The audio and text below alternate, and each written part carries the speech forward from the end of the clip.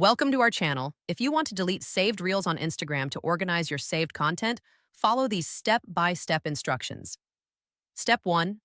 Open the Instagram app on your mobile device and log into your account. Step 2. Tap on your profile icon in the bottom right corner to access your profile page. Step 3. Tap the three horizontal lines, menu icon, in the top right corner to open the settings menu. Step 4. Select Saved from the menu options to view all content you have saved on Instagram. Step 5. Tap on All to see all saved posts, or tap on a specific collection to view saved reels organized by category. Step 6. Find the saved reel you want to delete and tap on it to open it. Step 7.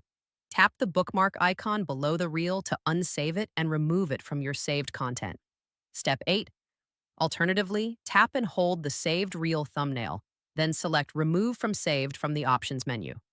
Step 9. Repeat these steps for any additional saved reels you want to delete from your Instagram account. Don't forget to like this video and subscribe to our channel.